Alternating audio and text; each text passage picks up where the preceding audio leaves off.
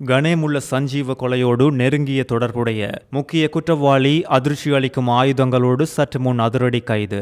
வெளிவரும் பின்னணி.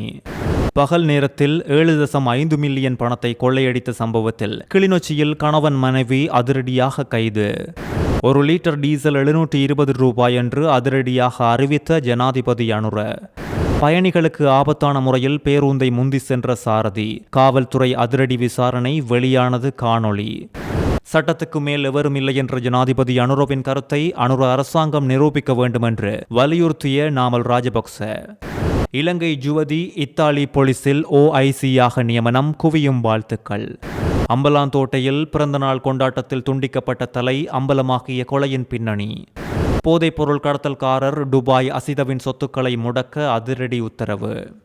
பாதாள உலகக்குழு தலைவர் கணேமுள்ள சஞ்சீவவை கொலை செய்ய திட்டமிட்டதோடு அதற்கு உடந்தையாக இருந்த குற்றச்சாட்டில் கம்பஹா ஒஸ்மான் என அழைக்கப்படும் ஒஸ்மான் குணசேகர சற்று முன் கைது செய்யப்பட்டுள்ளார். கைது செய்யப்பட்ட இந்த சந்தேக நபரிடமிருந்து பாதுகாப்பற்ற பல ஆயுதங்கள் மீட்கப்பட்டுள்ளதோடு போலீசார் வெளியிட்ட தகவலின்படி வெளிநாட்டில் தயாரிக்கப்பட்ட உயர்தர ரிப்பீட்டர் ரக துப்பாக்கியொன்று, மெகசின்கள் 2, தோட்டாக்கள் 10 அவரிடமிருந்து கைப்பற்றப்பட்டுள்ளது.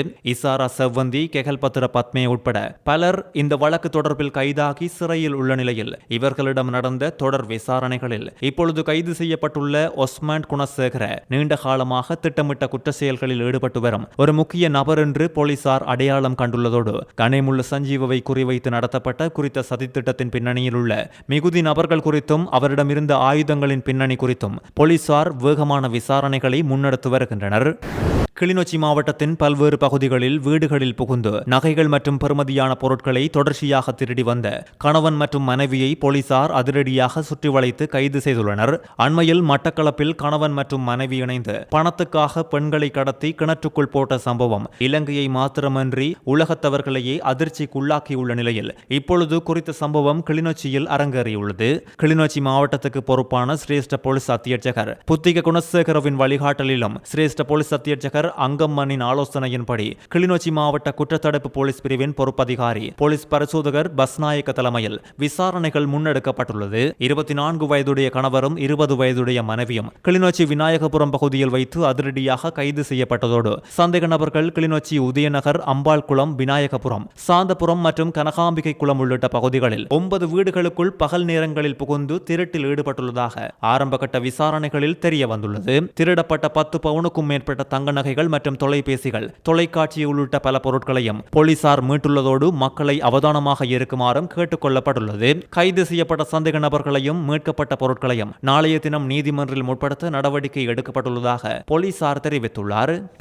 சைபர் குற்றவாளிகளால் ஆசிய நாடு ஒன்றிலிருந்து திருடப்பட்டதாக சந்தேகிக்கப்படும் 6.6 மில்லியன் அமெரிக்க டாலர் பணத்தை ஓமான் அரச போலீசார் சற்று முன் மீட்டுள்ளதாக சர்வதேச ஊடகங்கள் செய்தி வெளியிட்டுள்ளது. குறித்த தொகையை ஓமானில் உள்ள வங்கியொன்றின் ஊடாக அந்த நாட்டு நாணயத்திற்கு மாற்ற முயன்ற போது ஓமான் போலீசார் அதனை தடுத்து நிறுத்தியுள்ளதோடு சர்வதேச போலீசாரின் உதவியுடன் முன்னெடுக்கப்பட்ட குறித்த விசேட நடவடிக்கையிலேயே இந்த பணம் கைப்பற்றப்பட்டுள்ளது. இந்த பணம் சைபர் குற்றவாளிகளால் எந்த ஆசிய நாட்டிலிருந்து திருடப்பட்டது என்பது குறித்து இதுவரை எந்த அதிகாரப்பூர்வமான தகவல்களும் வெளிப்படுத்தப்படவில்லை.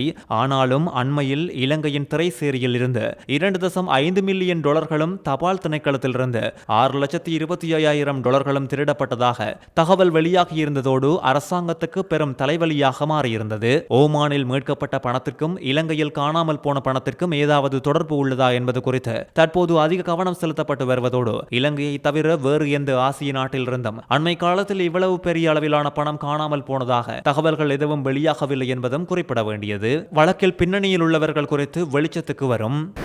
உலக சந்தையில் எரிபொருள் விலை அதிகரித்துள்ள நிலையில் தற்போது இலங்கையில் 1 லிட்டர் டீசலின் உண்மையான செலவு 720 ரூபாய் வரை அதிகரித்துள்ளதாக ஜனாதிபதி அனுரகுமார திசாநாயக்க தெரிவித்துள்ளார். நுவரெலிய மாவட்ட விசேட ஒருங்கிணைப்பு குழு கூட்டத்தில் கலந்து உரையாற்றிய ஜனாதிபதி இதனை தெரிவித்துள்ளதோடு டீசல் விலையை 392 ரூபாவாக பேணுவதற்காக அரசாங்கம் தற்போது 1 லிட்டருக்கு சுமார் 100 ரூபாய் மானியத்தை வழங்கி வருவதாகவும் அனுரகுமார இந்த நேரம் தெரிவித்துள்ளார்.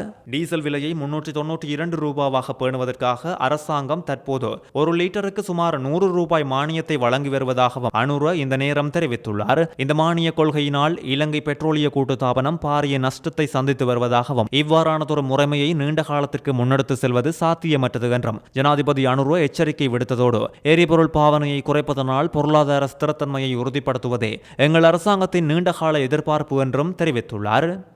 பெண் பயணி ஒருவருக்கு தனியார் பேருந்து ஒன்றில் பாலியல் தொல்லை கொடுத்த நடத்துனர் ஒருவரை மொனராகலை போலீசார் நேற்று கைது செய்துள்ளனர். மொனராகலையில் இருந்து பிபிலை நோக்கி சென்ற பேருந்தில் பயணித்த 26 வயதுடைய பெண் பேருந்துக்குள் நின்று கொண்டு பயணித்த அந்த சமயத்தில் நடத்துனர் அவருக்கு பாலியல் ரீதியான தொல்லைகளை கொடுத்துள்ளதாகவும் பாதிக்கப்பட்ட பெண் வீட்டுக்கு சென்றதும் இது குறித்து தனது கணவரிடம் தெரிவித்துள்ளதாகவும் அதன்பின் அவர் மொனராகலை மாவட்ட பொது வைத்தியசாலையில் அனுமதிக்கப்பட்டதோடு அங்குள்ள வைத்தியசாலை போலீசாரிடம் முறைப்பாடு கொடுத்துள்ளார். இதனையடுத்து உடனடியாக செயல்பட்ட மொனராகலை போலீசார் மொனராகலை சிறிங்கல கீழ்பகுதி தமிழ் கிராமத்தை சேர்ந்த 34 வயதுடைய சந்தேக நபரை அதிரடியாக கைது செய்துள்ளதோடு சந்தேக நபரை மொனராகலை நீதவான் நீதிமன்றத்தில் முன்னிலைப்படுத்த நடவடிக்கை எடுக்கப்பட்டுள்ளது.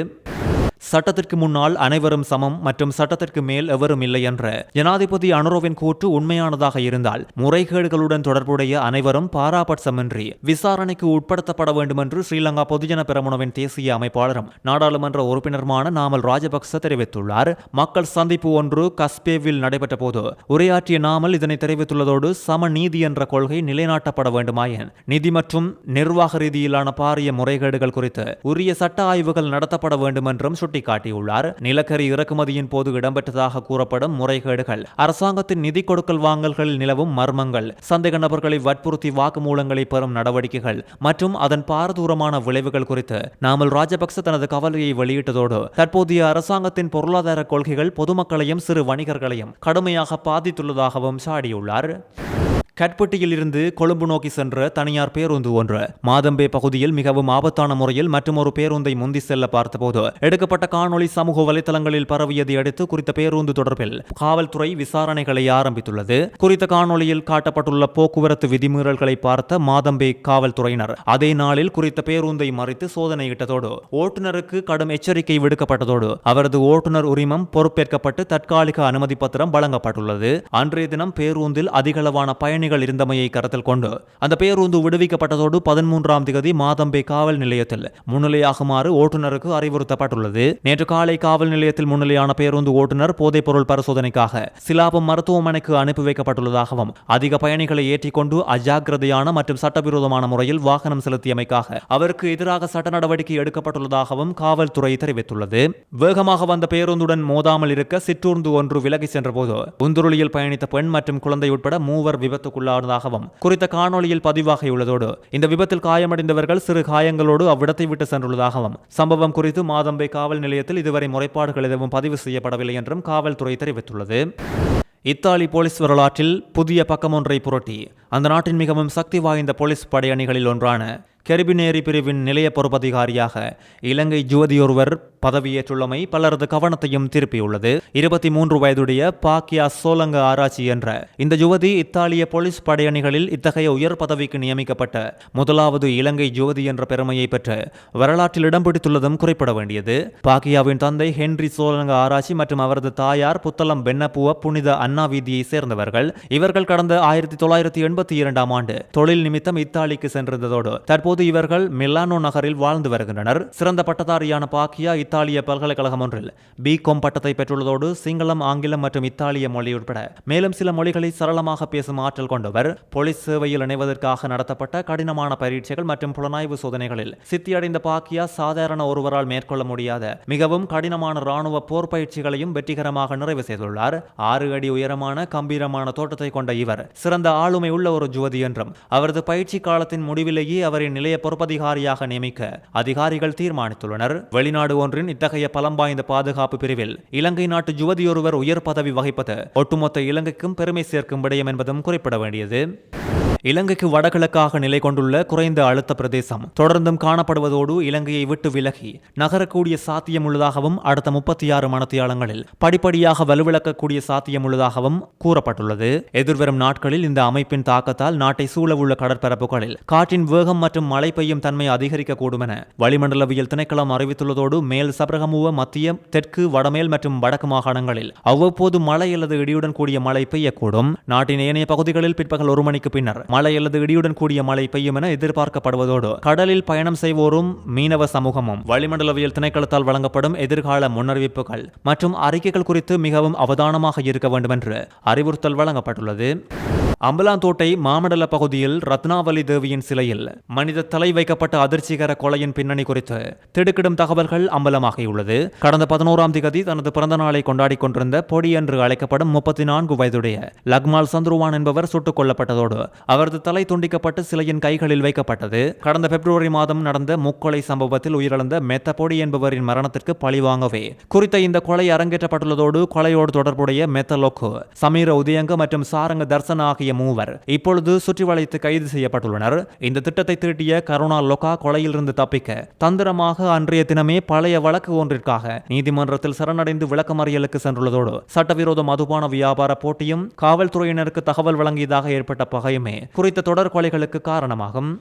பெரிய வலையமைப்பை கொண்ட போதைப் பொருள் கடத்தல்காரரான துபாய் அசித என்பவருக்கு சொந்தமானது என்று கூறப்படும் 105 பவுண்ட் தங்கம் மற்றும் பெறுமதியான சொத்துக்களை முடக்குவதற்கு பாணந்துறை நீதவான் நீதிமன்றம் அதிரடி உத்தரவை பிறப்பித்துள்ளது. சுமார் 105 பவுண்ட் எடையுள்ள தங்கம், 70 லட்சம் ரூபாய் பெறுமதியான வேன், 10 லட்சம் ரூபாய் ரொக்க பணம் என்பன இவரிடமிருந்து கைப்பற்றப்பட்டுள்ளது. குறித்த தங்கம் மற்றும் பணம் ஆகியவற்றை துபாய் அசித தனது பெயரில் வைத்துக் கொள்ளாமல் சட்டத்தின் பிடியிலிருந்து தப்பிப்பதற்காக தனது உறவினர்களின் பெயர்களில் கொள்வனவு செய்திருந்தமை ஆரம்பகட்ட விசாரணைகளில் தெரிய வந்துள்ளது.